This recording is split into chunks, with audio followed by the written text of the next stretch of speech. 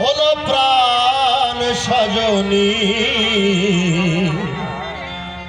যমুনায় কেউ যেও না চলে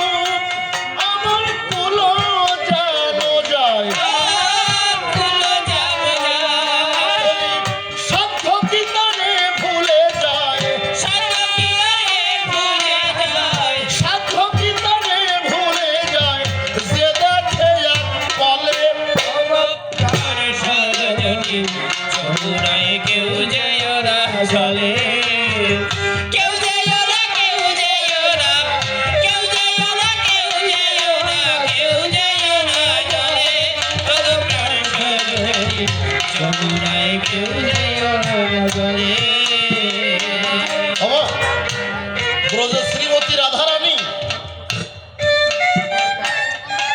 সখীদের ডাক দিয়ে বলছে, তাই সখীরে বারংবার মিনতি জানাই, যেই ধারণা তোদের বারে বারে নিষেধ করি, ওই যমুনা পুলিনে কেউ ছুটে যাস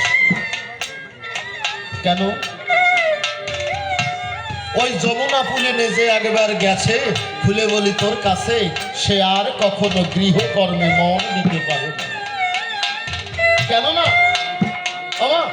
ওই যমুনা পুলিনে কদম্ব নিতে বসি বাজায় শ্যাম মোহনবাসী, যেই ধারণা ওই বাঁশির ধ্বনি যে একবার শ্রবণ করেছে, কদাচিৎ সে আর ওই বাঁশির ধ্বনি ভুলতে পারে। তাই বলছে সখীরে, ভুলতে তারে ভুল হয়ে যায়, একই জ্বালা হলো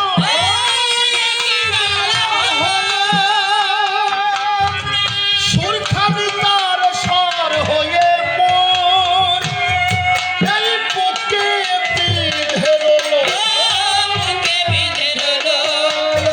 সখীরা বলছো, রাধে রাধে লো, কৃষ্ণের বাঁশিতে যদি এমনই জাদু, কৃষ্ণের বাঁশিতে যদি এমনই মোহনীয় ভাব দেই ধারণা, তাহলে ওই বাঁশির ধ্বনি ভুলে যেতে পারিস না, ওই কৃষ্ণকে ভুলে যেতে পারিস না। রাধারানী ডাক দিয়ে করে, মামা সখীরে ভোলার চেষ্টা করেছে কিন্তু ভুলতে পারি না। কেন জানিস? আগে তো কৃষ্ণের বাঁশির ধ্বনি আমার কর্ণে প্রবেশ করত, আগে আমার কৃষ্ণের বাঁশির ধ্বনি কর্ণে প্রবেশ করত, আর এখন কি হয় জানি?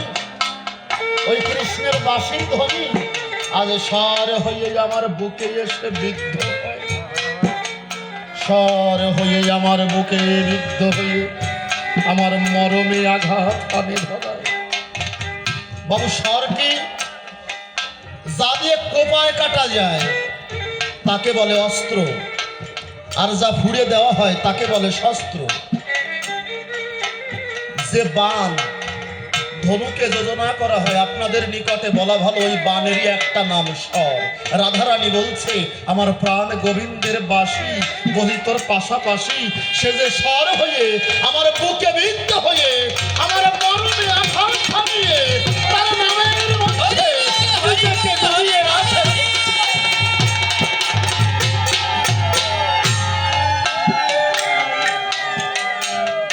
তাই রসিক সরকারের ভাষায় ভুলতে তারে ভুল হয়ে যায়, একই জ্বালা হলো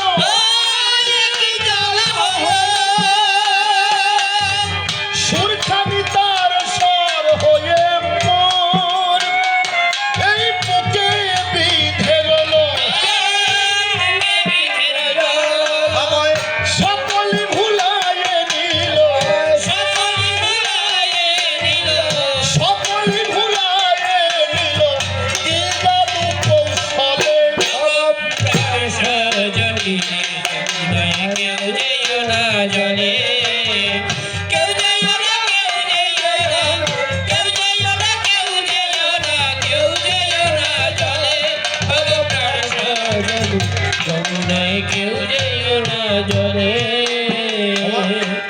সখীরা ডাক দিয়ে বলছো রাধে এই বাঁশির ধ্বনির উৎস কোথা বলতে পারিস? এই বাঁশির ধ্বনি কোথা থেকে আসে আর কোথায় এসে কোথা থেকে এই বাঁশির সুরলহরী ভেসে এসে তোর মর্মে ধাক্কা দেয়?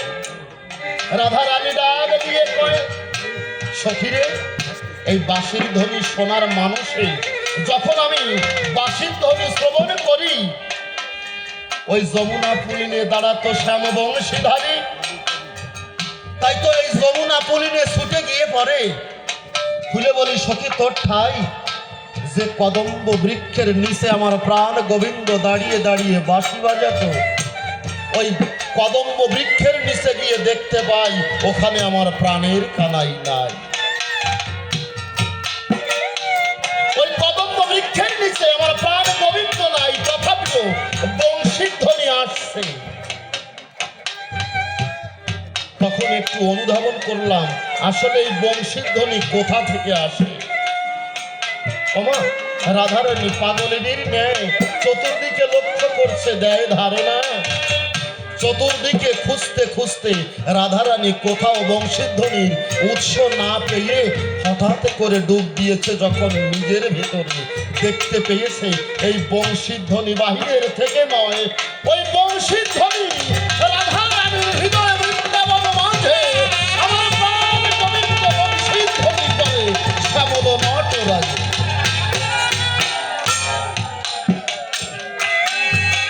যে বছরই শুনে গেলাম কদমেরই বনে, এখন দেখি সেই বছরই ও বাজে আমার প্রাণে। যে বছরই শুনে গেলাম কদমেরই বনে,